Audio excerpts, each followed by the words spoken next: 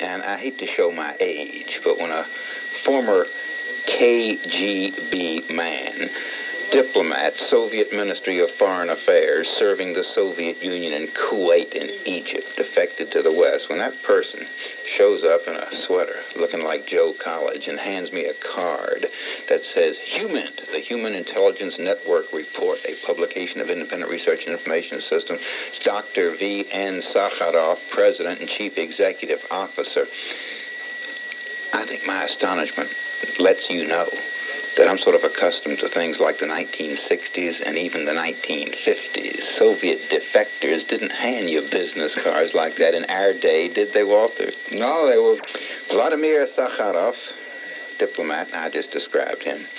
He was a KGB agent and a CIA agent, which means even before he looks young enough to have to wear neckties to important broadcasts, he has served in the two major superpower spy networks. Vladimir, I got to know how you defected after serving in Kuwait and Egypt. Did you look both ways to make sure that your shadow was not following you and then dart into the American embassy in one of the countries that does stuff like this? No, it was rather simpler. We had an escape procedure, which was worked out between myself and the Americans, and I followed that escape procedure when I was working in Kuwait. I tried to describe it as far as I could in the book, how the escape happened. The sign that I had to leave in the summer of 1971, it was a visual sign, and I left the same day. Yeah. Every time I drove home for lunch or for dinner, I passed that particular sign, and the sign was altered in one way or another, and that meant that I had to leave the same day. Just like a walk Vladimir alluded to is his recent one entitled High Treason. My working for the KGB has been misperceived, and I was trying to straighten that out too. I was I was a Ministry of Foreign Affairs diplomat. Was brought up that way, educated, and I was employed by the Ministry of Foreign Affairs. I was co-opted by the KGB. That means that before doing any duties for the ministry, I had to first report to the KGB and ask their permission. And it happens in many cases with Soviet diplomats. I was lucky because the CIA was there at the right time, in the right moment, and I say that the approach was mutual. They did not recruit me. As far as you know, you blackmail somebody and you try to recruit him like in James Bond movies. It was not that way. I was open. I was willing to earn my ticket to the United States. Did you have many people in the Soviet Union that made it difficult for you to decide whether or not it was worth the jump? You know, this is a long story, really. The thing is that you can have a dream as a teenager that you want to be somewhere else. The dream I had when I was a teenager that I would like to be in the United States. Well, the situation was very unique. My father was a marvelous man. He traveled to the West all the time, many times to the United States. How so? He was a diplomatic courier, and he was just carrying mail around the world.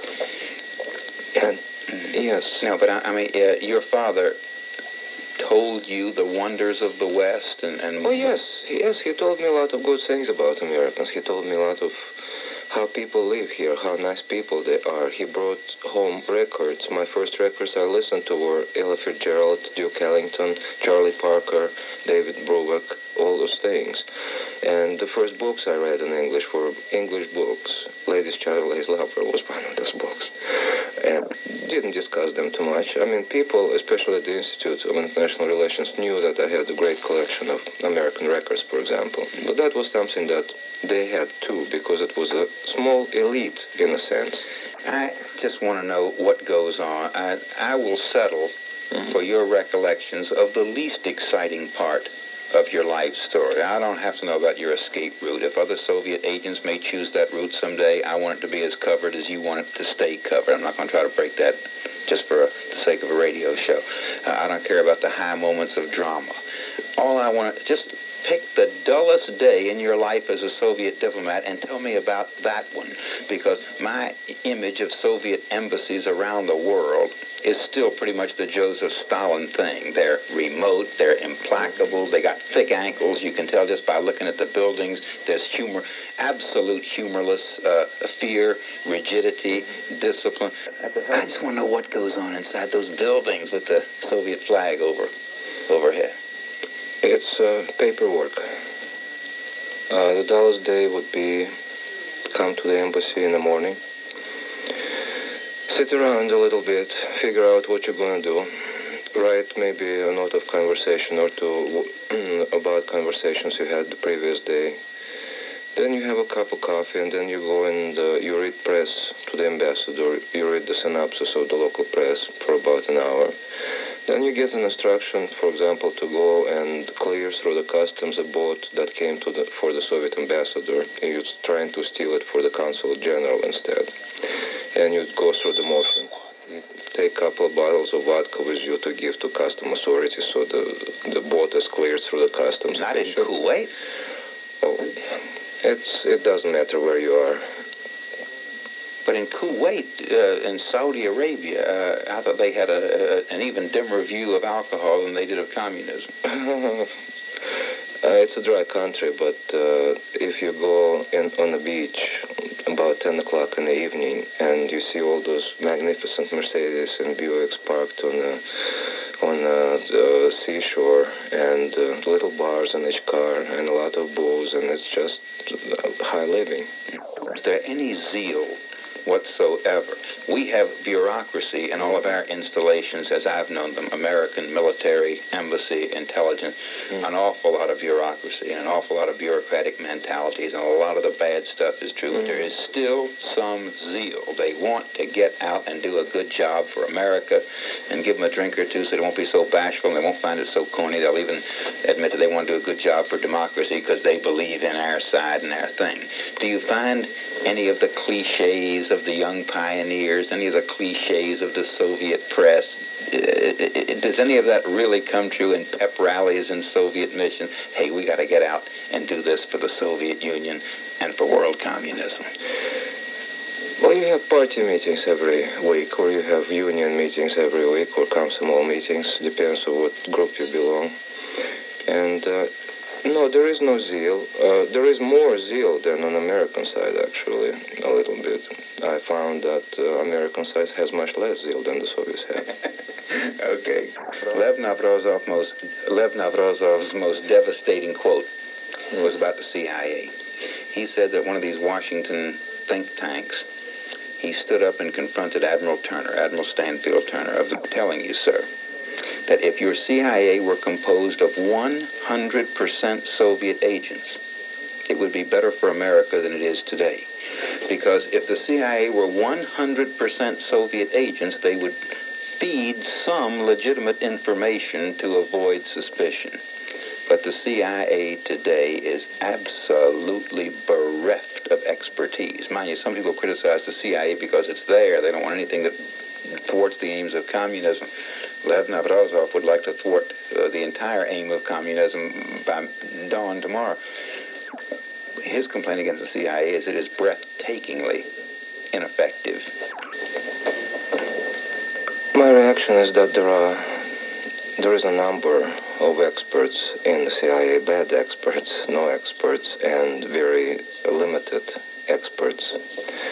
The problem, I think, goes much deeper than the CIA. It's not only CIA, it's also State Department, and it's basically international political establishment that is bereft by the lack of area expertise. It goes far deeper. If you go, for example, to a university in America, and you're an area expert, and you have a degree, and you say, well, I would like to teach an area studies course, for example, in the Middle East or Latin America or even the Soviet Union, there is no way, absolutely no way, that you will be able to teach that course.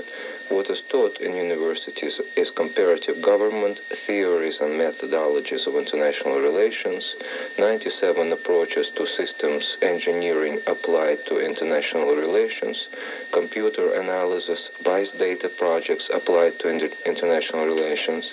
And the graduates who come from universities, they don't know where Nigeria is, where Italy is, and they get recruited to work in the government, so they have to. First of all, it's dangerous for them to go to Ghana and not know what the country is, or where is it in Latin America, or is it in Africa.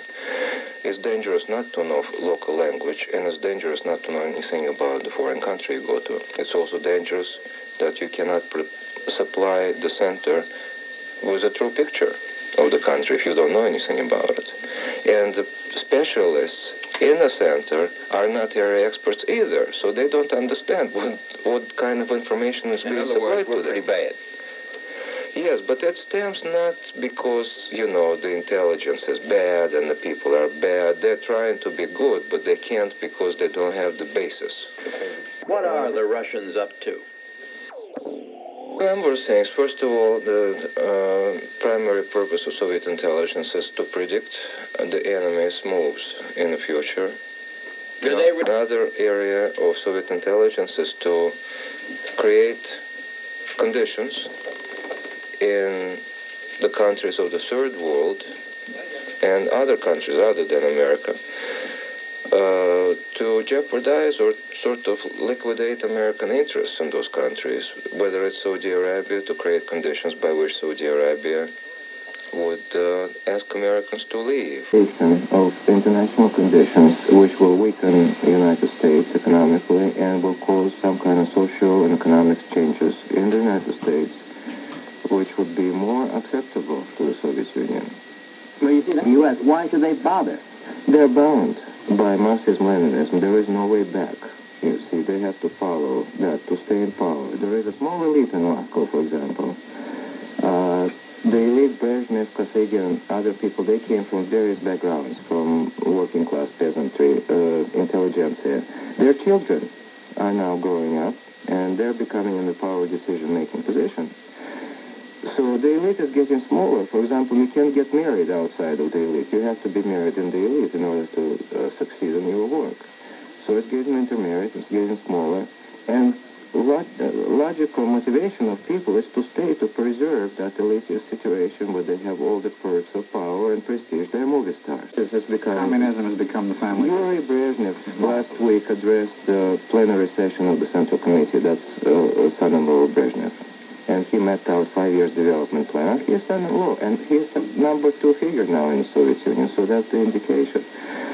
So, but the system itself doesn't work economically within the Soviet Union. It just simply doesn't provide the people with what they should have, bread and butter and good living conditions. So the elite has to justify continuously that there is a threat of imperialism, there is a threat of Zionism, and let's wait with communism 10, 15 more years because we're under constant threat. They propagandize that the Soviet Union, the Russia, has been oppressed for many, many years by imperialists, by Germans, by you name it, anybody almost. So therefore we have to preserve our might, we have to develop our military capabilities all the time. Military industries is a priority industry. It provides best living for people. Everybody wants to work in military industries because it simply provides a lot of money, bread, and all. Again, it's a special class to that. Soviet Union is committed to help, or to help third world countries to liberate themselves from Western interests, from American imperialism, in quotes. And that's a very strong commitment. And I do believe that people in the Soviet Union, having been brainwashed into the threat of imperialism, believe that indeed the Soviet Union has to help in Ghana, in Africa, in Latin America. Soviet Military Thought magazine. The Soviets do believe in preemptive nuclear strike. Well, I heard you say the Soviets believe in a nuclear preemptive strike. Is that what you said?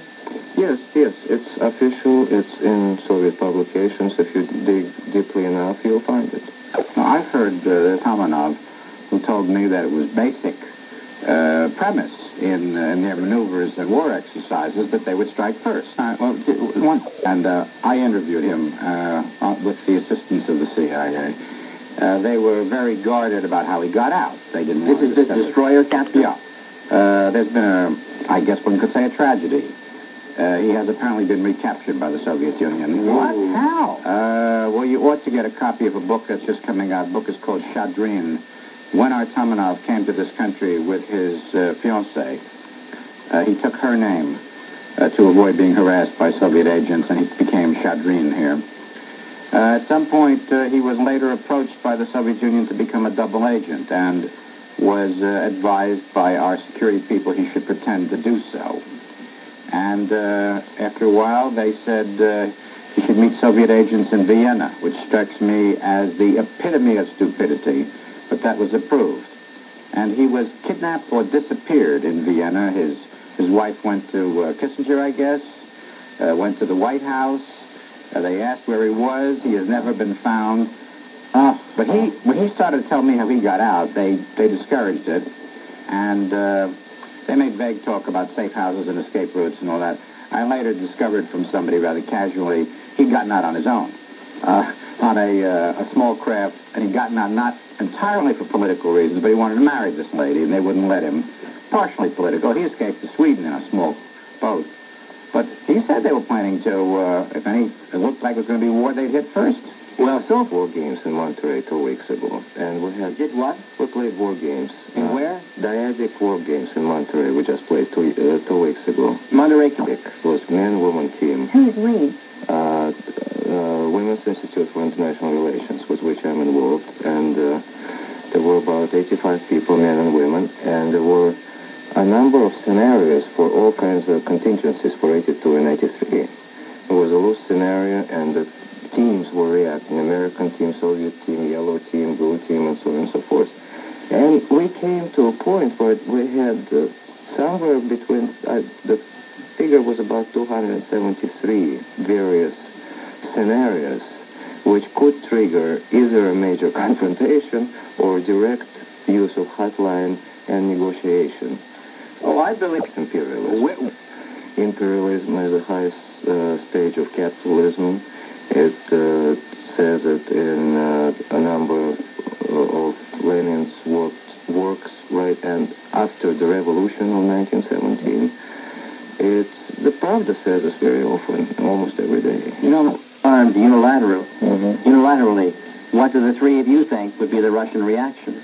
Basically, it would become a technological domain for the Soviet Union, then in this case, like a colony in a sense. To a certain degree now.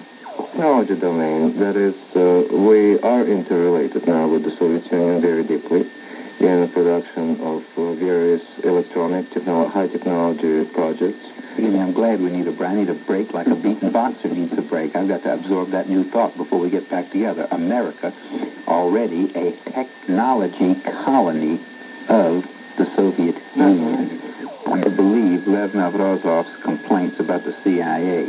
Not that they are on the wrong side. I think they're on the right side. I think they may as well be on the wrong side if they're stupid enough to let a Soviet captain, destroyer captain, who defected to America. And the Soviets then reached him and said, hey, be a double agent. And the CIA said, okay, go ahead and be a double agent. The Soviets said, okay, let's meet in Vienna. And the CIA said, okay, go ahead and meet him in Vienna. If you are grabbed in Vienna, if you are grabbed by the KGB almost any place else, if you're grabbed in Stockholm, there are going to be some curious Swedes at the airport. If you are grabbed in Australia, as one was, there's going to be an awful lot of Soviet humiliation on page one when there's a fist fight at the ramp of the Soviet plane when the KGB tries to bully the guy they're kidnapping back to the Soviet Union. But if you are grabbed in Vienna, there is absolutely no defense. You may as well be in the... was the FBI. It was an internal security thing in the United States. And it is also my impression that it was the FBI who said it's okay to go to Vienna. Now, I'm not really clear. I have not read the book titled Shadrin. Have you read it, Mr. Sakharov?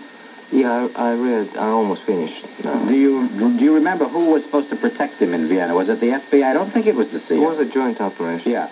But there apparently was an incredible error in that, if I remember what I read in the newspapers correctly, and you've read the book so you can correct me on that, there was nobody watching him that night when he stood on the steps of the church. Allegedly. Allegedly. Now, 57 scenarios have emerged from this, by the way, including one that goes so far as to say the man was really a Soviet agent all the time, and we knew it, and we didn't mind them taking him back. Or there was some reason he was being exchanged for something or other. If any of that's true, I don't think Mrs. Shadrin knows about it, because she has really worked very hard to try to save her husband. My partners for this broadcast: Vladimir Sakharov, Soviet diplomat, Kuwait and Egypt, defected to the West, put his story between covers of a book entitled High Treason. Well, may I quote you? You're not going to be angry. He said, you know, if every Russian is built like Vladimir, maybe nuclear war would be better than hand-to-hand. Well, I did play American football. Jimmy said he's big enough to be a triple agent. The Soviet team wanted to attack Poland 4 times, and every time it was prevented by outside considerations. Wait, stop. In your war games? Wait, stop. In the war game. In the war game? In the war game. No, 4 times in your war games at Monterey. Yes. The Soviet Union wanted to invade Poland and was stopped by outside forces? Factors, mostly by economic factors. You understand the Soviet team he's talking about is there were some... one of the problems is that Poland owes at the tune of $50 billion. It's officially 26, but it's a little bit over $50 billion to Western banks, including American banks. Poland has been one of the greater resources because it's technologically more advanced country with very skilled labor. Cheap sources for American and Western corporate to produce goods in Poland and take them back. Soviet Union is the same. They are in debt very heavily at the rate of many times more than Poland to Western banks and Western corporations. Whereas in the Soviet Union there is a number of production that goes on, which is beginning to be 50-50 share with American and Western companies. So there is that another level totally, which is not considered maybe by military analysts or strategists, of interdependence, which is an economy simply. That Soviet economy depends on Western economy, and Western economy is beginning to be dependent upon performance of Soviet labor. Agents from either CIA or your KGB Russians since you have been here as a defector? I was not bothered by the KGB. I had one, not confrontation, but I was addressing a Commonwealth Club in San Francisco, and there was a task correspondent there, sitting right like you are sitting in front of me, and looking at me, and intimidating me. And I found first 5 minutes I was speaking, I was totally kind of in chains. I was totally bundled up. And he made some remarks I found out later on about me to a third party, which were rather unflattering. But that was the only confrontation and the only sort of bother I had. Did you go to the church steps in Vienna at midnight? I probably wouldn't. No. Over here? When I first came over here, I spent a year in Washington. I was debriefed. And after I spent a year in Washington, I was given money for the period I was debriefed and for the period I worked. And then I was kind of dumped. All right, was it from the, or was it another group set up to pay those who defect to America? No, that was CIA. CIA? Yeah. Mm-hmm. Well, do taxpayers pay this? Of course. All right, do they call it, what happens then when the United States is playing their spy games? Mm-hmm. We're paying big tax dollars, and which gets us right back to the CIA. Have you found that with the investigations going on with the CIA that this has helped sell your book? No, I look at it this way, that a defector is just about the only means of Americans to penetrate the Soviet Union deeply to any kind of depths. Therefore, a defector would supply probably millions and millions of dollars worth of information, which will eventually save a lot of expense to Americans to mount expensive operations. I believe that defector is worth 25 satellites I got paid is maybe 1 cent against a million, and I paid much more in human terms. My life was destroyed when I got here, and therefore... You left your little... Just say earlier that at this Stockholm meeting of international crime and spy story writers, it was almost all fiction writers, there were 4 representatives of the Russian community. 3 were writers, and 1 was a translator. And with all due professional courtesy, we were trying to figure out which one of the 4 was the KGB representative. They were all very courteous and charming people, and everybody got along quite well with them. But we assumed that probably 1 was. What do you think, Mr. Sakharov? Is it likely if you send 4 writers out, 4 people out? You have to have as a standard procedure 1 with any delegation that goes anywhere. Yeah, I would assume so. Yeah. They were nice people, by the way.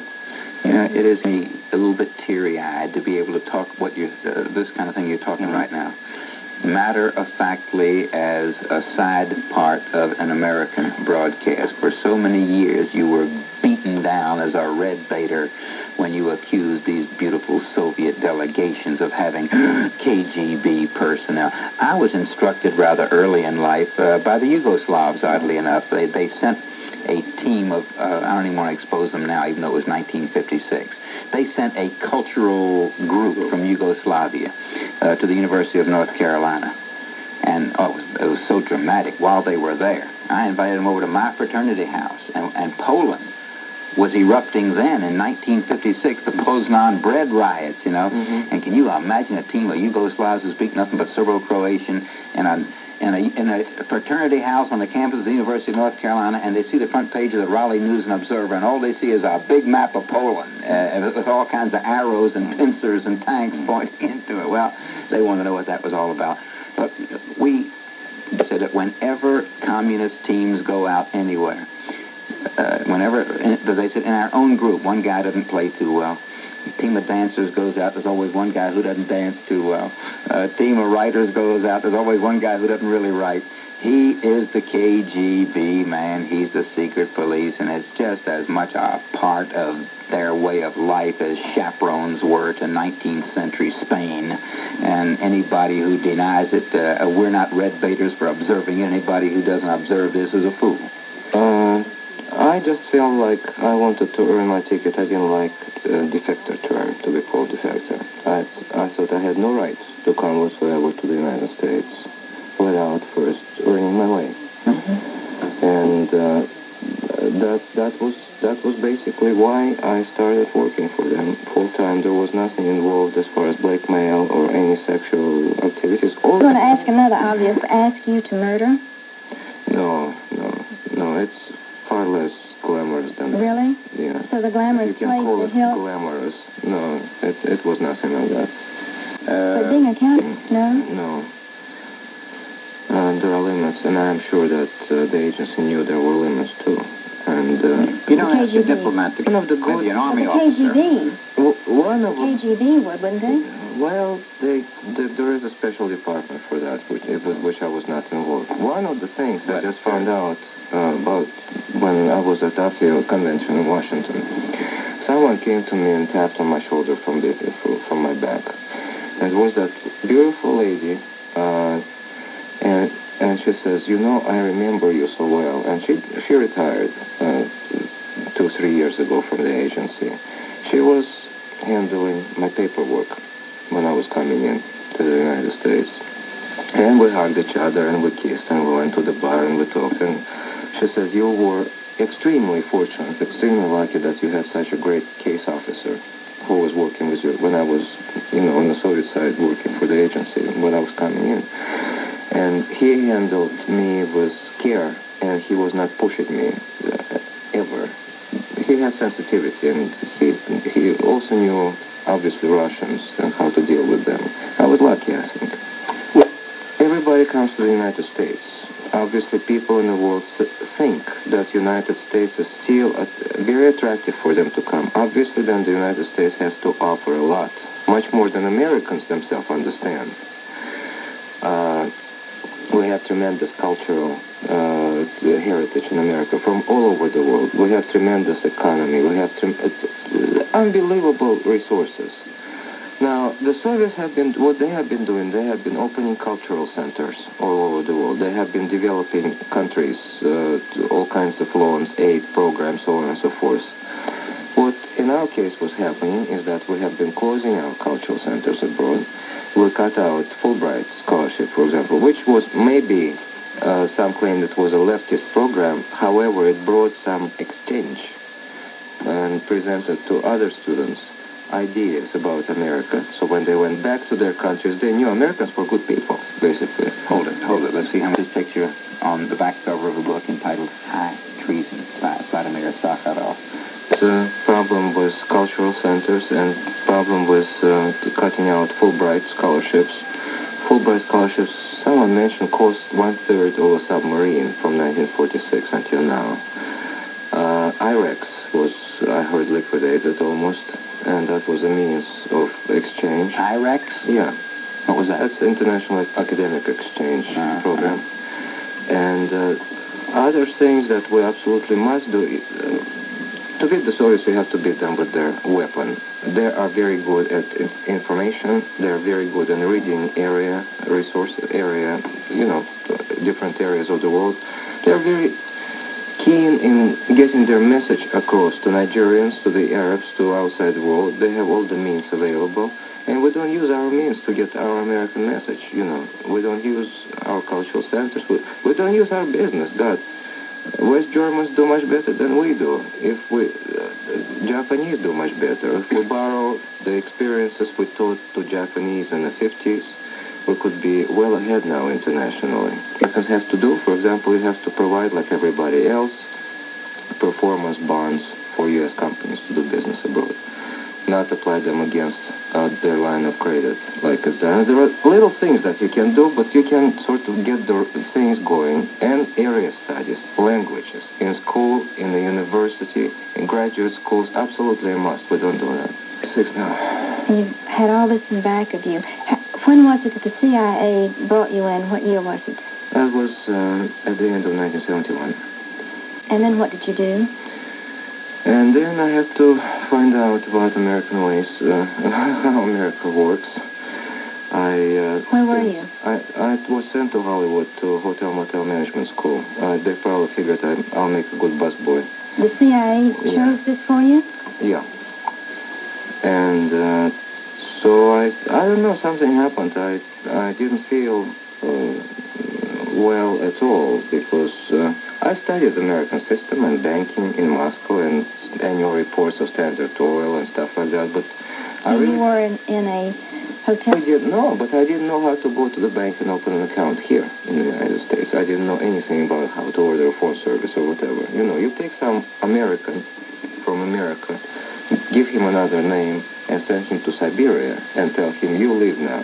That's basically how I felt when I came to the United States. And so what happened is that I went through a very depressing couple of years where I actually didn't know what I was going to do. Didn't see it during that period? I was told when I was being debriefed, I said, well, when am I coming to work? They said, what work? That's it for you. And, That's almost like a... on the other hand, now I look at that experience of the past as an experience that saved me, too, in a sense, because otherwise, I had to go through this... It was like sink or swim situation for me. What You did you either do? die or you survive. How did you swim? First of all, I spent all the money that I had, and I was trying to become a part of the American society. I was terribly desperate. I would go to one of those holiday inns in Los Angeles that goes round and round and round, and I buy a round of drinks for everybody, something like that. Then I tried to apply for jobs, but the background that was provided for me was absolutely phony. I was supposed to be working for some defunct Middle Eastern company, and when you go and apply for a job, the personnel director would check your employment background. It never checked out. So the only answer for me was to somehow to get by, and the only answer was to establish my American graduate credentials. And how did you do that? I went to university. One thing they did for me, they did verify my graduate credentials. The CIA. Yeah. So I went and enrolled in the university, got governmental grants, loans, work-study programs, research grants, whatever, what American students should do. And I drove cab at night.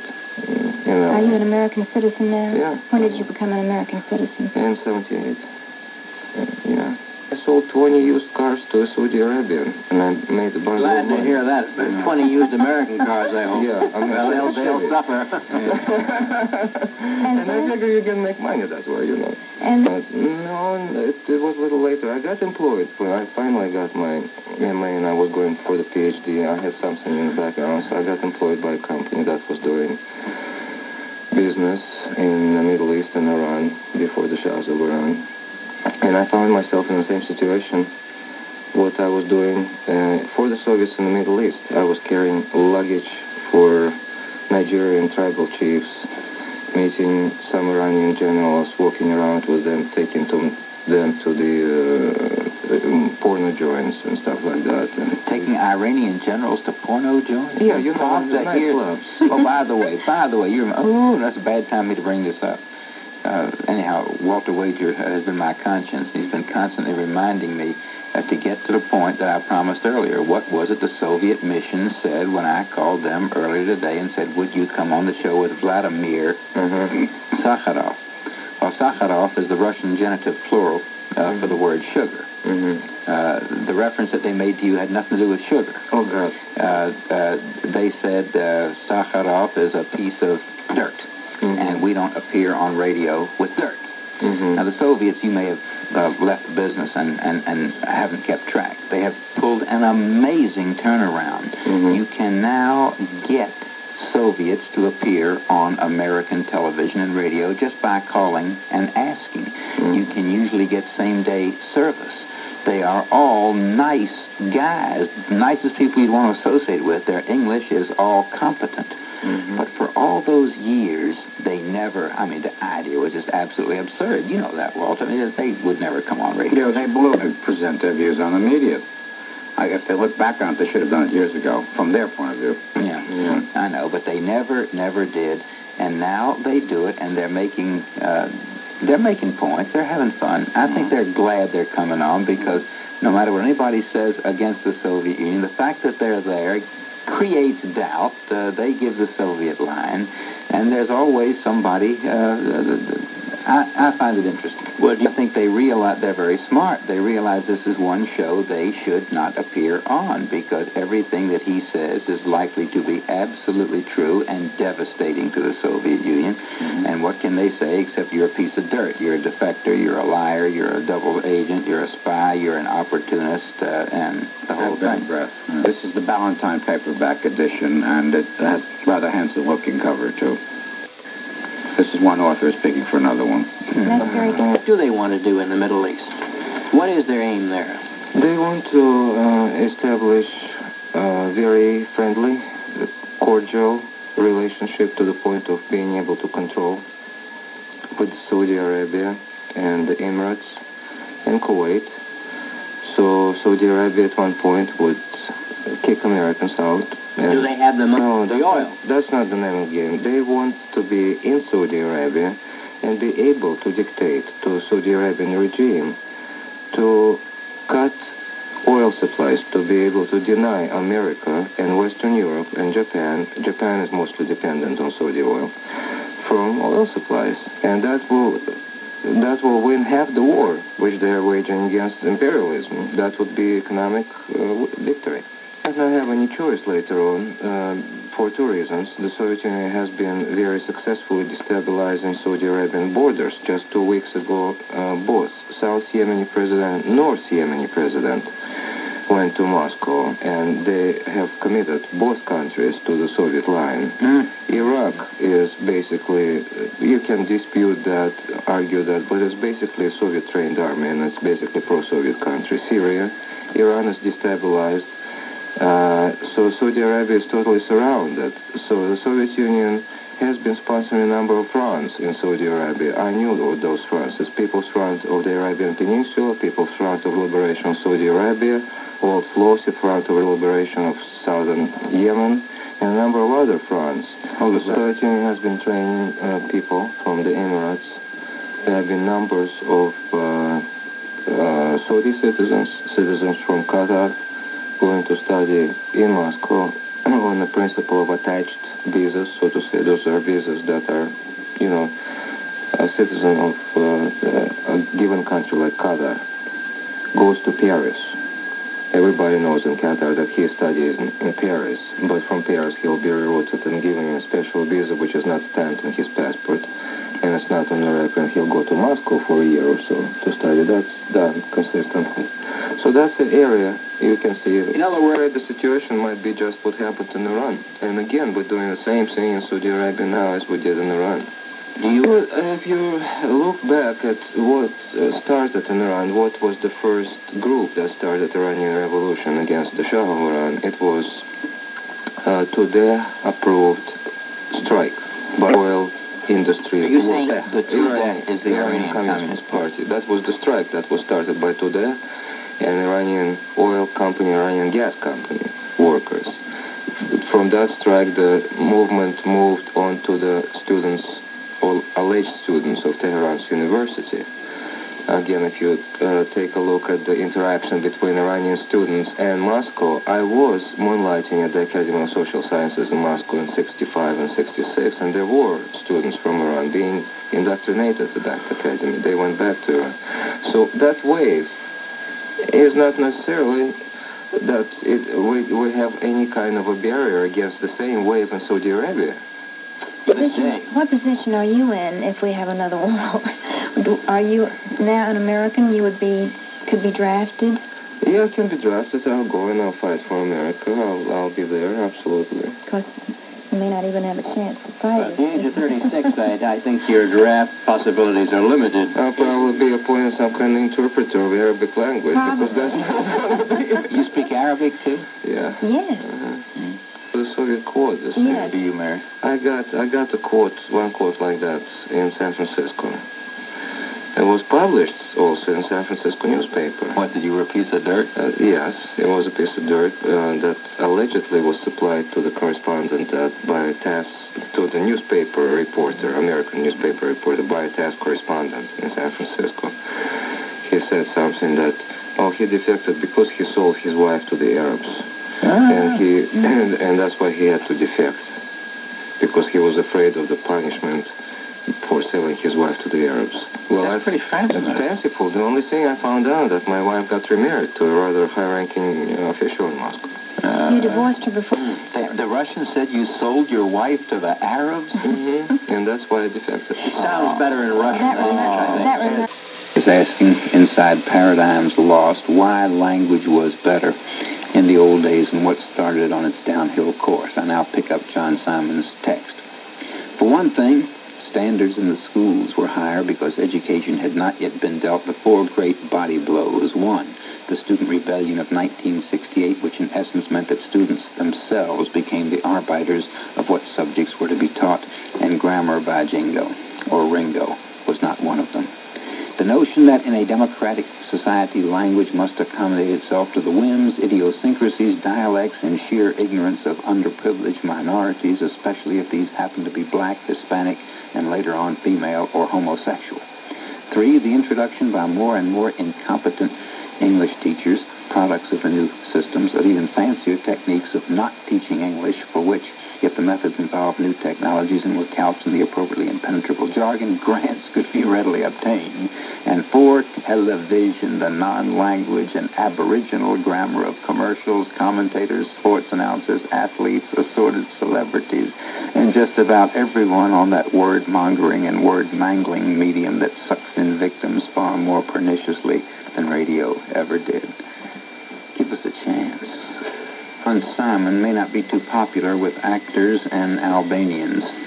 Albanians, he says, from his childhood recollection, were all wood choppers, and he seems to say in his reviews that most actors and actresses ought to be, or would be better off. He doesn't say that directly, but if you infer, that's what he seems to imply. which is being used. Now, language is a living document. It keeps on changing. I know that having corrected me on skullduggery, and arbiter, as you pointed out, is arbiter and not Arbeiter. Arbeiter is a German word for worker. You might very well be coming down on me for all kinds of things, but it is my mission before I die to have English accept it's me instead of it is I, because it is I sounds baroque and white dinner jacket and perverted and fanciful and show-off. And it's me is natural and organic and living and healthy and gutsy and what I feel that I want to say. Other languages akin to English have already thrown in the towel. In Norwegian, if you say it is I, it's det meg, which is literally it is me. Swedish followed suit a few centuries later. Danish has now joined. Who says that language has to obey a rule? In this particular case, I suppose there's very little that can be done. If people want to say it is me, if an overwhelming majority of people say it and keep saying it, then I guess in the end it'll have to be acceptable. But it doesn't make sense. And although language isn't logical completely or even nearly completely, it is logical to some extent. And what part of logic exists in language, I think, is worth treasuring, is worth protecting and maintaining. And it is a simple rule of the English language, as it was of other languages, classical languages, that the verb to be always took the nominative. Any form of the verb to be always governed the nominative case. The nominative of I is I and not me. However, it is true that me has sort of crept in as a synonym for I, for whatever reason, I don't know, and that in a sense the person who says it is me does not think that he is using an accusative there. He thinks that he's using a nominative. So he thinks that he's being logical, and in that sense, I suppose, his innocence protects him. How did you like Annie? Well, let me shift gears here. I saw Annie 3 times, twice because I wanted to see it, twice because I liked it that well. Are you asking me that? Yeah, you wrote the book. Oh, well, it communicates better, more clearly, more precisely, more easily, saving time, effort, money. And because in order to speak good English, you have to think. In order to speak bad English, you can think sloppily, you can think not at all. But in order to put a sentence together that parses, you have to use your mind. So that to speak correctly is a mental discipline that reaps its rewards in other respects too, because once you have a precise mind, you can use it for anything you like. But since we have to speak all the time, this is an excellent chance to use our minds all the time, and to use our minds in a logical and indeed, in a sense, creative way. And if we master it there, then we can apply it in other aspects of life as well. So you know, I'm half Hungarian anyway, because my father was Hungarian. all right, so you're not upset. No. I remember going to Yugoslavia in the 6th year of the Tito regime. It was quite apparent that Yugoslavia was 100% Marxist, 50% Karl, and 50% Groucho. And the language was so exciting, it took my mind off the politics. First thing I saw was a sign that said, Chubai sep sa. And I said, what does that mean? He said, it means beware of the dog. 30 seconds later, we crossed a railroad track, and there was another sign that said, Pazi na voz. I said, what does that mean? He said, it means beware of the train.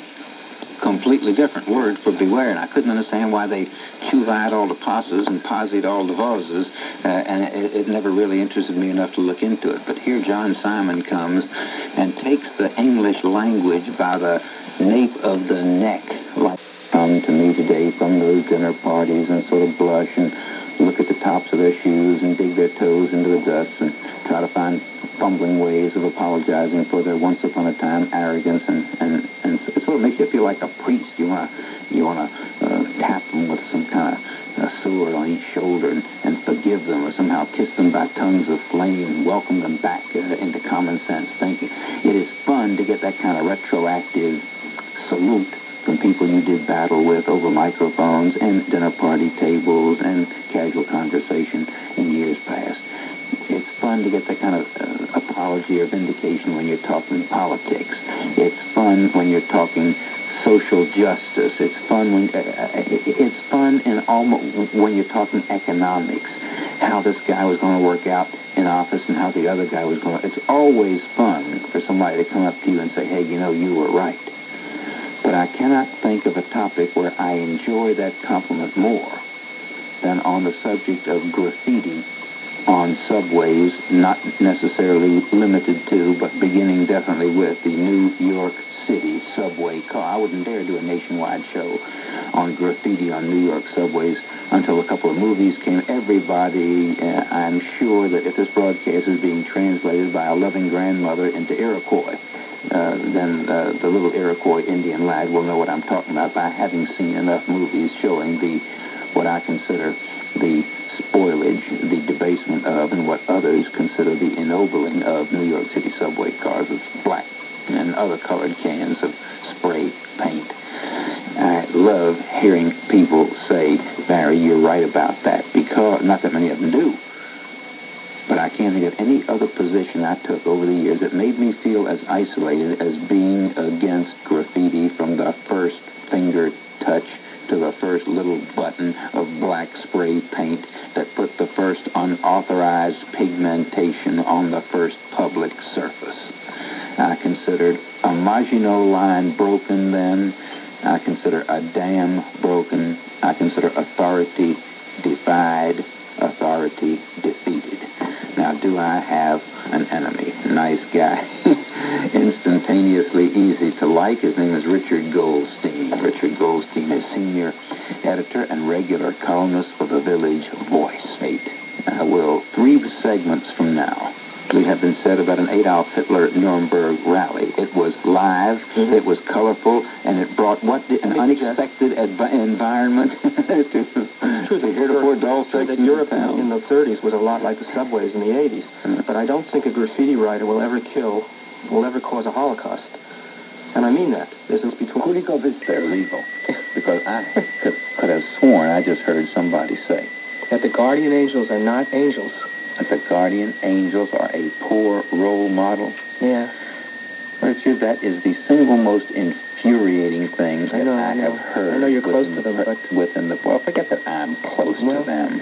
I think that they are close to the answer, not just to graffiti on subways and crime on subways and crime in parks. I think they are the germ of America's counterattack against the malaise, against the wretchedness, the rottenness, the corruption, the evil, the apathy, the sheer moral and social yick that's been collecting in our bilge for the past 40 years. I think the guardian angels are absolute redemptive.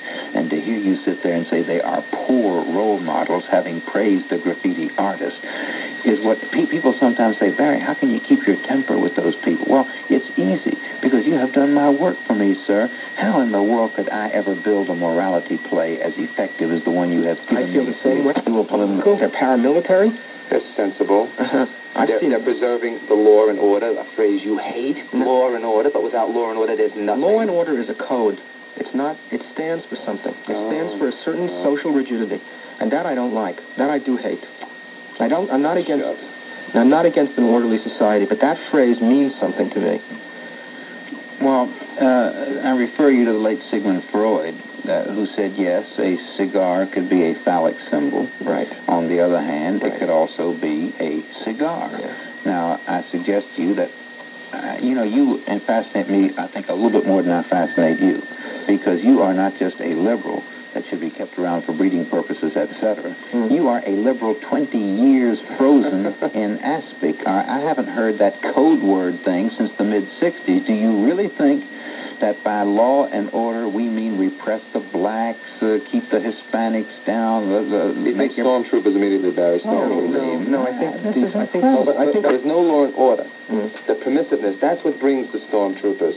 When you have a strong society where crime is kept in abeyance, people can walk safely, There's no need to go to extremes and bring on communism or fascism. But it's liberalism, and guys like you, and liberalism brings on... There's never been less interest in a racial conflict in New York City than there is at the very moment we're speaking of right now. I think there is less of a threat of violence. I think it has almost evaporated. There are professional hotheads on both sides who hope that I'm wrong because I'm out of business. If they're right, they're out of business if I'm right. Fortunately, I'm right and they're wrong. There is no constituency for racial violence today.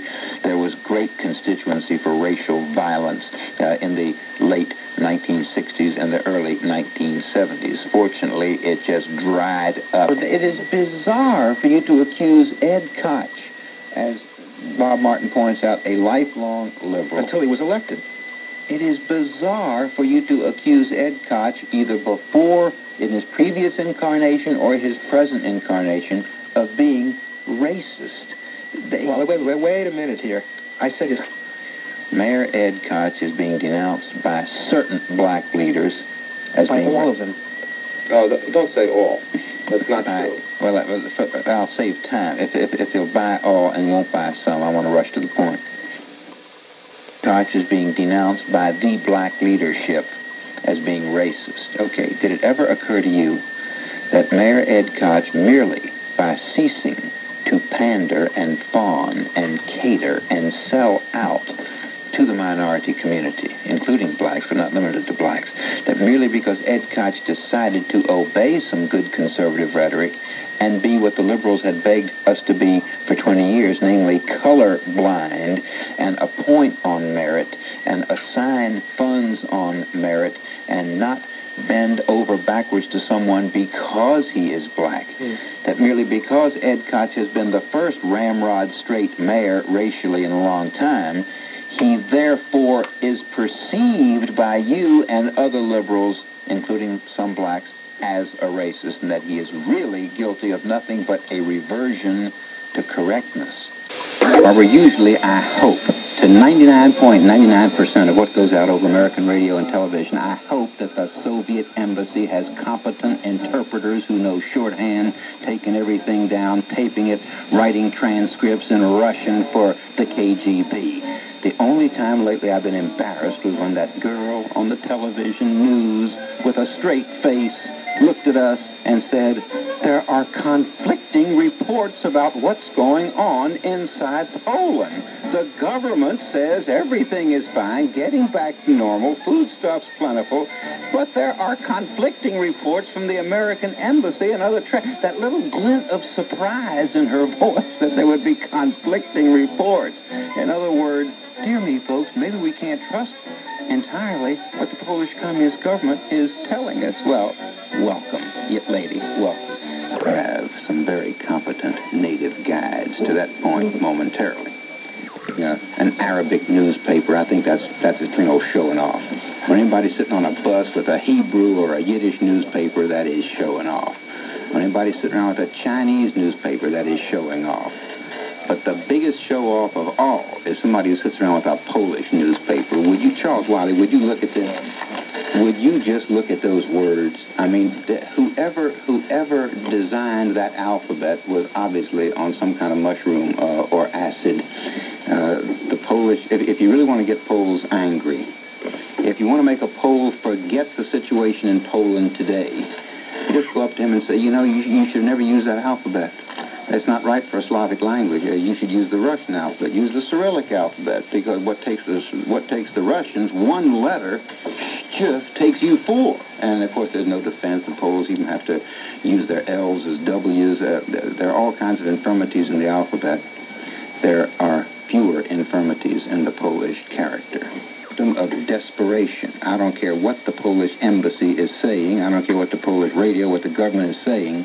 When they have to go back to that old, tired, gut bucket anti-Semitism, which is the last refuge of the aggressor, of the panic-stricken aggressor, then you know that the Polish government reports, what they would like you to believe is going on inside Poland, are false, and that the reports of the travelers reaching Sweden and the American embassy and the hopes in the hearts of those of us who want freedom for the Polish people that things are going opposite direction from the way the government would have it. What does this newspaper say? I see 5 headlines here. Can't believe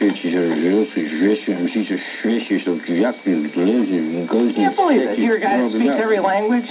I was asking today we had Polish. Will somebody read this headline right here, Irina? Soldier of Freedom, of course. It is one of the only 2 newspapers which are allowed to be published in Poland since the coup d'etat.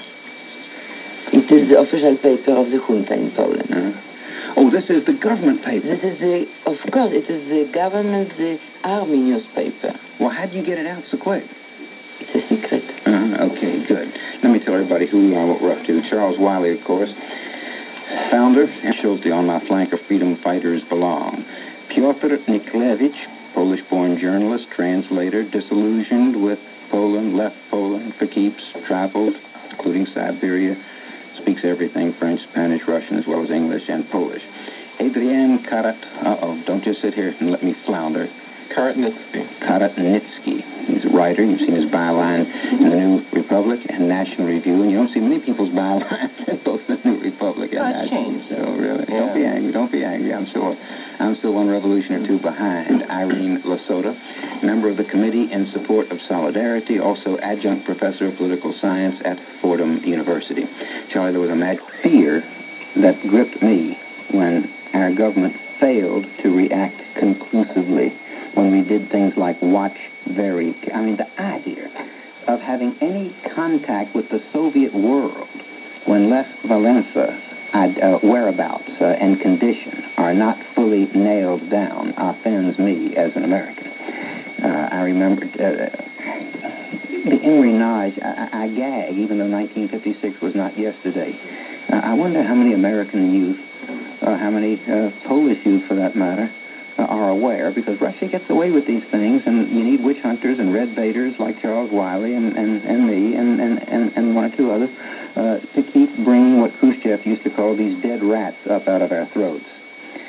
The Hungarian Revolution ended when the Soviets said, okay, we don't like those Molotov cocktails you're throwing at us. We love the fact that 10 million of you are apparently united in what you... let us go. Show us which way our tanks should go. All we want is out. And Russian tanks milled around Hungary, deliberately stopping and asking which way east, which way out of Hungary, and then bang, they sprung the trap, mounted the offensive, went to the Yugoslav embassy. Don't embassies have something called extraterritoriality? Aren't they inviolate? Went to the Yugoslav embassy, invaded it, dragged Imre Nagy out, and executed him. Now, this is what we call history. This is communist history. Isn't there somebody at the Polish desk in Washington who knows that this is communist history? Doesn't he go to his chief, Secretary of State Alexander Haig? Doesn't he talk to the president? What do you mean we're watching? What are we seeing as we are watching when we get back together? Why don't we do some? Why don't we threaten some? If I were a Pole right now, I would say, what a sellout. This makes Munich look like a historical hiccup. America isn't even trying to lean on the Russians to lay off Poland. Absolutely certain they are behind the present government of Poland, which is just a kind of puppet government of the Soviet Union, and to use the kind of Soviet jargon, puppet government and all that, but that's for me just the instrument of the Soviet government. Let me report. And the cost was certainly tremendous. It came after the Soviet invasion of Hungary. And maybe if you kill several thousands of people, then maybe you can afford some liberalization. And I think the question to ask why the Soviets don't like solidarity, or they don't like Poland, or they like... First of all, they have very strong ideas about what they like. They like to know what people in the country they dominated eat, think, read, write, where they go to school. Now, they didn't like solidarity for the obvious reason. It was something which was totally foreign to the Soviet communist idea, and they didn't like solidarity the same way as in a few years they may not like what is happening in West Germany, or in 20 years they may not like what is happening in the United States. I think if doctors are right saying that those who have lumps in their breasts, and those who cough blood, and those who ignore systems like this are fools, and those who observe systems like these and act upon them, they may save themselves. I'm in the spirit of saving ourselves. Charles Wiley remembers America. Forget Poland for the moment, forget Russia for the moment, forget Hungary for the moment. I'm concerned with America right now. And America right now is a much poorer country morally, physically, particularly politically than we were in 1956. Charlie, I remember Americans being out in the streets during the Polish uprising, during the Hungarian uprising, and I'm not all that historically wrong. The Hungarian uprising was supposed to have been the Polish uprising. In the year 1956, Poles had a march, a demonstration really, in Poznan. There was a World Trade Fair, and this was the Polish chance to let foreigners see how miserable things were in Polish life. So they marched. They embarrassed the communist government in 1956 by having what they call the bread. We want bread and freedom, and the West played that up real big.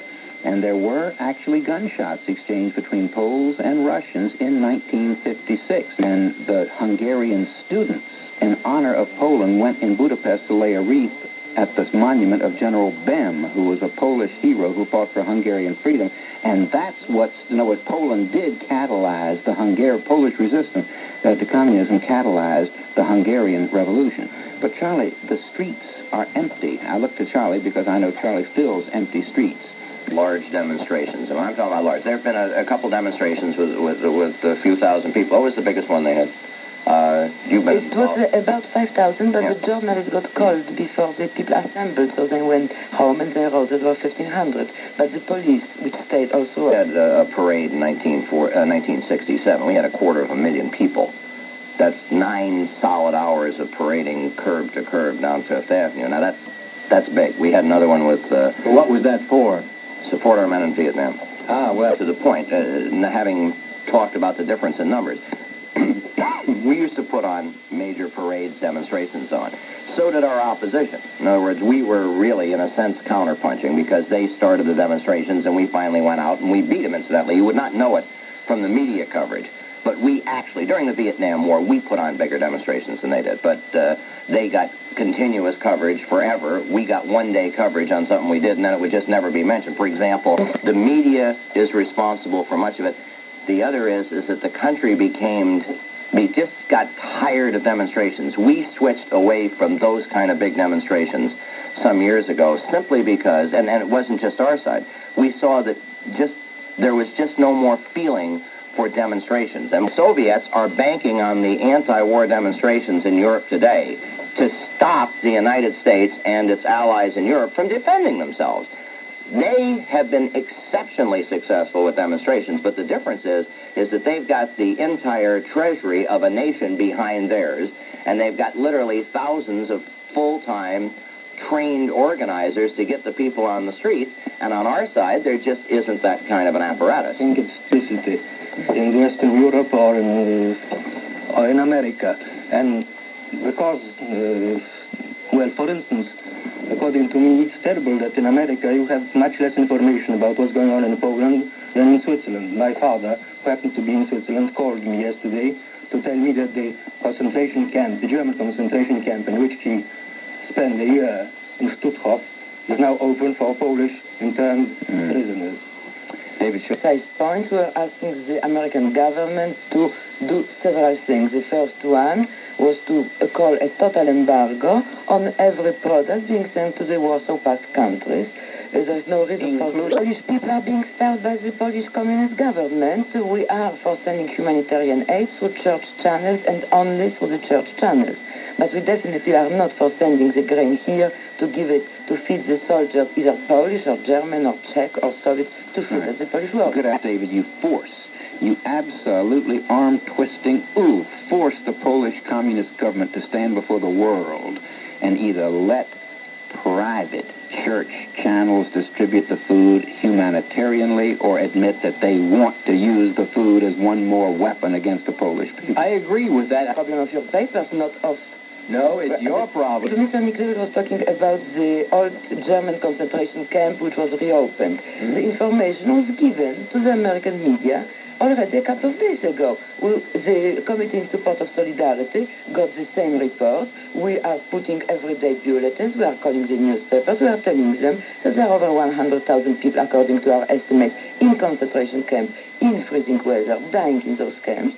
We are telling that the numbers of the killed is not 7, but it goes into the hundreds. We are telling them that the reports are coming from Poland, that the arrests were very wide. It included every Solidarity functionary at the shop level and up.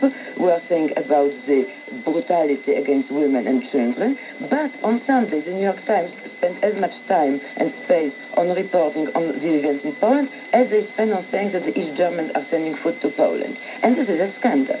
Yes, the New York Times each day is devoting a third to half a page of official transcripts of the Polish government accounts, Warsaw radio accounts of what is going on in the country, and yet it is not providing any equal access to the solidarity sources which have been established. Solidarity recently convened a meeting in Switzerland in which they established, solidarity activists outside of Poland, established a network of communication through which information is being smuggled out through various sources. The American media never established alternative source of information. For 36 years they were depending on the Polish source of information. Now suddenly the government became even more vicious than it was. It cut the communication. 100,000 people have been arrested, 70 to 100,000 people. The Polish authorities have to place them somewhere. Solidarity leaders had known for weeks, for months, that lists of people who were to be arrested in the event of a crackdown had been prepared. Moreover, they had had information that detention camps were being built. I think that the important fact about these concentration camps is that without question, the United States government has, through satellite photographs, evidence of where they are located and can determine approximately the populations of these camps. And I think that one of the things that the government should be pressured to do is to reveal that intelligence information. It is not vital to the national security. It's not a secret that should be kept to the national security. Like, as in the case of the Cuban Missile Crisis, this is an atrocity that should be exposed to the public. And I think we would urge, I certainly would urge, and the Committee in Support of Solidarity has urged, that these photographs, satellite transmission photographs, be made public. I would like to see it on the table of the Secretary General of the United Nations and on the table of every member of the Security Council of the United Nations. I am surprised, the committee is surprised that we are on the 10th day of state of war in Poland, and the Security Council had not spoken about it, the General Assembly had not spoken about it. It is a gross violation of the Charter of the United Nations. It's a gross violation of the Covenant on Civil and Political Rights to which Poland is a party. And even in those covenants, it says that even in state of emergency, there are several things that no government on earth can do, which is to kill people and to intern people without due process of law, which is exactly what is happening in Poland. Demand that we are putting in front of the American government. We would like the embargo of technology. Also, there is no reason why we should supply the Soviet High Command or the Warsaw Pact Command with the means of controlling and suppressing the Polish Union, Polish nation. There are several other things which can be done. I mean, one should look what the Soviets did like. And the Soviets did like, first of all, information. I think that the American government should now put, or at least start by threatening to put, and then very soon later put, satellites to transmit Voice of America, Radio Free Europe, to the Soviet Union and to Poland, especially to Poland now. It's very hard to hear it. Poland is really under a total information blockade. There was surprise during the first few days that nobody heard any ham radio operators. Of course, in Poland, it's not surprising, let's say, for us. Every ham operator had to register with the police before. So on the first night of the crackdown, December 13, we assume that most of the ham radios were confiscated. So Poland has no way of knowing what is happening but through BBC, Voice of America, Radio Free Europe, and so on. And they are being jammed, but the jamming can be averted if the broadcast is made much stronger. It can be either through satellites or through increasing the strength of the transmitters which are in Europe. And this should be done already now, or a week ago. Yes, we also have the demand that, I'm now talking rather it's not a demand put by the committee, but I think it's outrageous that the talks on disarmament are still going on as if nothing had happened. Again, it's one of the things that the Soviets wanted. They want to have the disarmament talks. There is no reason when they are now in the middle of Europe carrying the maneuvers of the Warsaw Pact. It is an extremely costly and human life maneuver, but it's not a Polish affair. It is the Warsaw Pact, which is right now having maneuvers in Poland, and we are discussing with them what we are going to do with some Soviet troops in Germany in 2 years. You said something before that I think some listeners might have picked up incorrectly when you said that Poland was free before. You used a clarifying... No, well, relatively free. I mean... Some Americans... it's hard probably for you coming here to believe, but a lot of Americans would not even vaguely know where Poland was on a map, and it's just unfortunate.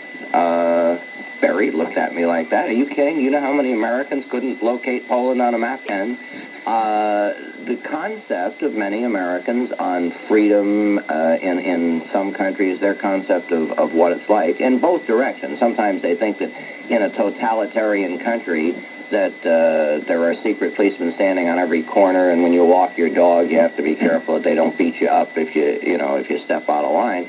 Today, that's true. Today, it is true over there. But, I mean, they think that in everyday life in the Soviet Union, one of the dangerous parts of that is that when you get an American tourist with that mentality who goes to a communist country and finds out that people aren't cowering on the street beneath whips being carried by secret policemen with jackboots on, they come back and say, gee, it really isn't that bad over there after all. This is what President Ford did. He came back and he said, people in Romania are free. I saw them dancing on the streets. It was he said on public TV. So you're right. I wrote... When there are already hundreds of people being killed and, as we said, over 100,000 arrested, there are more strikes today than there were last Wednesday. So... Do you know that, Irina? Yes, because we know. It's easy to get the impression the Russians have already won. I objected very strenuously to some American news report. They didn't seem to have any indignation, no urgency. It was like an American election in Iowa. Okay, folks, election day, who wins? Uh-oh, Solidarity's wiped out, the Russians win. It was the attitude of an awful lot of press reports on days 1, 2, 3, and 4. There seemed to be no regret. It was like two boxers. Which one wins in the Bahamas? And turns out the communists won. Solidarity appears to have been wiped out. The tone was the same as the tone of Pravda, of the official Polish newspaper. Now, on the third and fourth day of the junta's takeover in Poland, I think they committed one of the first great mistakes from their point of view. In order to intimidate and to scare the population, they reported that they killed some people, and they killed them already on the first day, but they reported on the fourth day. So on Thursday, December 17th, which was also the 11th anniversary of the 1970 massacre of the workers in Gdańsk, the resistance increased in Poland, and until today, we have more places being taken by the workers. It also happened because the government was very sure that they carried the operation very swiftly. They forced the workers with bayonets to go to work. The workers went to the factories and took back the factories from the communists. The question is, why is the resistance so strong, and why will the resistance continue to be so strong? And I think that one thing that we have to factor into all of this, into this equation, is that for 17 months, an independent institution has functioned within Poland, which has taken over cultural life, academic life, political life, and in a sense has dominated and has extinguished the official communist culture. Throughout these last 17 months, Poland had actually been transformed. New journals were appearing, new productions, films were being made. Every aspect of Polish society was being affected to some extent. And I think that millions of people participated in this for a protracted period of time. Solidarity officials conducted polls which indicated that 25% of their members appeared and took part in public meetings in which they spoke out publicly before open groups. This unprecedented coming together and expression of people's points of views has solidified people's commitment. It is something unique in the history of the Eastern Bloc. I know hundreds of people who did it spontaneously on the first day. Well, outside Hanover has millions of dollars that they owe the Polish government. They have the Polish government owes them. They have a leverage, and every citizen can influence his bank. First of all, bankers should behave like American citizens and not like people without any morality. 10 days, if you say that, the state of war in Poland was declared. The consortium of banks, including the American bankers, appealed directly to the Soviet government to guarantee the loans, because the American government would not guarantee. So they went over the heads of the Poles to the Soviets, and they are doing this right moment. And if the Soviets are to guarantee the loans, it means that the Soviets are going really to make sure that Poland is going to pay those debts. Well, to call the loans in and to force the bank to call the loans in. And for the last 2 years, and food is in Poland. The state of war was proclaimed by General Jaruzelski to help to make the economy better. Right. I don't want to let the image continue that Poland is a starving relative, and if you don't give him food or give money to buy food, he's going to starve. Poland was traditionally, before communism, a great food producer. Poland would be a great food producer again if the communists would get off the back of the Polish people and let them have a normal population's incentive to produce. So the Polish farmers in the last 18 months since the beginning of Solidarity were working very hard, although they didn't have anything to work with, they didn't have fertilizer, and they were producing food, and the food was disappearing. And Solidarity was saying, we want to see what happened with food. And then the Prime Minister said, who controls food controls the country. You want to take over. And now, on the second day, on the first day of the state of war, suddenly food appeared in the stores. So where was the food? The food was hidden. And to the credit of the Polish people, the Polish Communist government thought that would help the Polish people blame Solidarity and applaud the government for making food available, and the Poles were too smart. They caught on immediately that the government had the food all the time. Exactly. Yeah. Everything Irina said, and let's remind late listeners, cut off all technological aid, cut off every single kind of aid, cut off every trade every cultural every tourist program with the entire Warsaw Bloc. Forget Poland. The Soviet Union, you've heard of the Soviet Union, it's been in all the papers, threatened the Soviet Union with the abrupt American technological cooperation with the Soviet Union to stop dead in its tracks. P.S. I'd want that with no Poland, or with no crackdown on Poland. If anybody wants to slit our throats and advertises that fact around the world and teaches that to his young, I think the least we can do is make him sharpen his own razor. Anyhow, the non-military means of waging war economically are more in our hands now than they were 10 years ago. I don't think computers had the same power 10 years ago. I think we would have been withholding from Russia a convenience, a little taste of the future 10, 15 years ago. Today, I think by refusing computer technology, refusing to repair them when they break down, I think we have tremendous technological lockup, clout over the Soviet Union. The earlier question, the one Irina touches on, is I think more basic than this. We don't want to help Poland. I think we need a Polish-style rebellion right here, with we, the American peasantry, taking the lead, our bankers. And now they follow that debacle up by going into new deals with the Soviet Union to build this pipeline over there to get gas, which the Soviet Union will be able to shut off at will. I hate to disagree with a hardliner, but and to sound even more hardline, but there is a problem in terms of relative armaments between the United States and the Soviet Union. However, there are incredible economic levers that we have, and we have a stability, a systemic stability in the West and in the United States, which the Soviet Union luckily does not have because of the kind of system they have in place. And we should exploit that particular overwhelming advantage that we have. How do you get our allies to do it? That's the problem. Coming around to it. France has been very good on this. West Germany has been dragging its feet for a variety of reasons, but I don't think we need to discuss the West German problem today. If the Allies do not support the United States, if the United States takes some measures against the Soviet bloc now that Poland is being under a state of war, do we need such allies? Yeah, the problem. I think that perhaps what is going, this thing came along. But my best bet would be that they are watching this thing develop. They are hoping that it will shake up Western Europe and that they will move at the opportune time when they will have a unified action. And I am very fearful that the Poles are going to be the people who pick up the check to bring Western Europe back together. I agree with you that the Soviet Union cannot afford to do a Czechoslovakia or Hungary in Poland. I think that they already did a Czechoslovakia. I think they did already more than a Czechoslovakia. which is to take over a country without and destroy every independent structure in the country. So far, they didn't do the mass murders at the scale of Hungary. All right. Saying over these very microphones at the time in a personal memo to Lech Walesa, your job is not to face Soviet troops unarmed or even Polish secret police unarmed. Your job is to stay on the New York Times, page 1, above the fold for as long as possible. Your job is to have that nice-looking man on television for as long as possible. Talk about Poland, show the map of Poland, show little diagrams of Soviet tanks. The job of the Polish resistance is to stay prominent.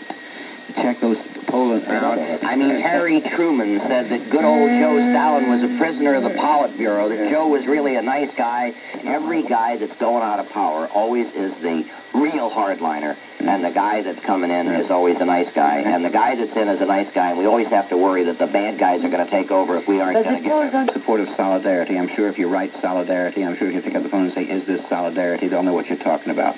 Committee in Support of Solidarity, 275 7th Avenue, New York, 10001. Commercials cost money, crusades are free. That's Committee in Support of Solidarity, 275 7th Avenue, New York. And do Dr. Mehdi at parties, you know. I imitated him. He would say, the assassination of Sadat is regrettable. It is regrettable. However, we who deplore such violence owe it to ourselves to comprehend the frustrations that result inevitably in such violence. And they all thought I was pretty smart. They didn't realize I've just been around long enough. I have heard Dr. Mehdi on the heels of every catastrophe, from the assassination of Bobby Kennedy until the present. And he is always saying, and he looks so pained, even when it's not television. His face matches his mood and his words. It is regrettable. And then he goes on, however, he goes on to not condone the violence. You listen to Dr. Mehdi, you don't ever catch him condoning violence. It is regrettable. He goes on to explain the passions and the frustrations that make such violence inevitable. Dr. Mehdi. On one microphone right now, Dr. M.T. Mehdi, President of the Arab-American Relations Committee. Such as Sadat in the Middle East is the result of the oppression that they have brought to the people. Why aren't there other Arab oppressors getting killed? You remember that was the real question. And the answer is that other Arab oppressors have indeed been killed. There have been revolution against other Arab oppressors. There was Nuri Said, in Iraq, and King Abdullah. There was Sunusi. There was a number of such Arab oppressors have had whatever happened to Sadat. Now, what about the present-day Arab oppressors? Well, same things may happen to them too. Just wait. Don't oppresses his people too much, then somehow he will pay the price for it. This has happened in the West. We have many viewpoints regarding the Middle East. Now, you mentioned the Arab leaders who have been assassinated for, quote, oppressing their peoples, unquote. And you mentioned, among others, King Abdullah. How can you face the American population and pretend that King Abdullah was slain for, quote, oppressing his people? He was one of dozens of Arab rulers who traditionally have, who until recently did, who do at the moment, and who apparently intend forever to continue to oppress their peoples. You know good and well, Dr. Mehdi, that King Abdullah of Jordan was slain for the high crime of dealing with Israelis. When will you find it regrettable? So was Sadat, Barry. So was Sadat. That's my point. So was the Imam of Gaza and the mayor of Ramallah a couple of months ago. I mean, it's an old story. It goes on and on. It's got nothing to do with oppression. Wait. It happened again. Muammar Gaddafi just threatened the foreign minister of Saudi Arabia. If you make peace, we'll kill you too. Wait, has nothing to do one with at oppression. a time. And to differentiate between the two problems. These are repressors. May they be damned. But this does not mean the Zionist Jews have the right to take over the home of the Palestinians. And as long as American Zionists here confuse between the two issues, they really do damage to logic, to the concept of these. I mean, no one argues that Zionism has a right to, has a historical right, so the Jewish people have a right to Israel because of oppressive Arab rulers. No one's ever made that argument that I know of. Zionism has its own historical justification. If you want to get back to that, we can go on to that. I dispute your assertion that Menachem Begin took Yasser Arafat's homeland away from him. Well, not quite true. Not quite true. I would say that the Palestinians still have a sizable homeland left to them. Even if you take Menachem Begin's extreme position of holding on to the West Bank territories. The point is that if there were any reason, the reason why I think Barry raised the question of assassinations of Arab leaders who sought to seek peace with Israel is that it goes directly to the question of what would the response of Israel be if there were genuine peace offers from the Arab leaders, and that's why Sadat is so significant. The fact is that Israel gave up a huge tract of land that's crucial to its security merely for the exchange of a piece of paper. He, by his personal will, by his gesture, Sadat totally reversed positions of the political realities in Israel. If you had Arab leaders on the other side and on the eastern front, so to speak, in the confrontation front, you would have the same change. And as a matter of fact, I think if you had Arab leaders who were willing to make peace with Israel, Menachem Begin would not be a problem in Israel today because the current of opinion would change. That's the issue. I want to ask you, did Yasser Arafat go to Poland to take over the home of Menachem Begin? Did Yasser Arafat go to Poland to take the home of Menachem Begin? No, or did Menachem Begin of Poland go to Palestine to take over the home of Yasser Arafat? Or of Los Angeles, California, go to Palestine to take over the home of... I can point you... Let me speak up. Do you want to send Menachem Begin and a few 100,000 other Jews from Poland, survivors of concentration camps and of hundreds of years of anti-Semitism in Poland, and still anti-Semitism in Poland? You want to send them back to Poland? Is that what you're suggesting? No. Because if you suggest, then all this talk about taking over Poland is just demagogic. Sorry, let's find a solution that will satisfy the justifiable interests and needs of the Jews who happen to live in that part of the world today, and of Palestine. The right of the Palestinian reasonable position on the other side. That's true. Dr. Mehdi, in every complicated historical conflict, there are solutions that don't satisfy the claims of every single participant. For example, after World War II, as a result of the German invasion of the Soviet Union, the whole world agreed that as compensation and because of their particular historical needs and the security situation in Eastern Europe, everybody stood by and said, we have to rewrite the map of the entire map of Europe. Russia will get gobble up all of Lithuania, Estonia, Latvia. We're going to rewrite the borders of Poland. We're going to move Poland all over here. In India and Pakistan, as a result of the historical conflict, the whole country was divided up and millions of refugees were created. You couldn't come into that situation and say justice requires that every single Pakistani refugee or Muslim refugee or Polish or German refugee has a right to go back to his home, has a right to exactly the place where he started. There are larger historical needs. In this case, we can't solve the problem by satisfying every single Palestinian. What we can do minimally is solve the national interests of both peoples.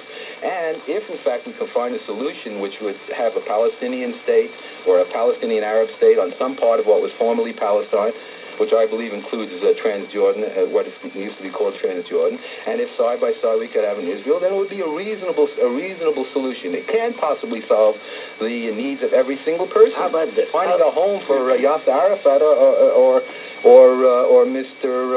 or whoever, whatever other George There's 3 million Palestinians in their own land of Palestine. Obstructionist. It's demagogic and obstructionist. The question is, can we find a national solution for both sides and that they can live in peace? Israelis who support exactly that solution. I defy you to name a single prominent Palestinian who supports anything like that solution. Your answer when we reconvene.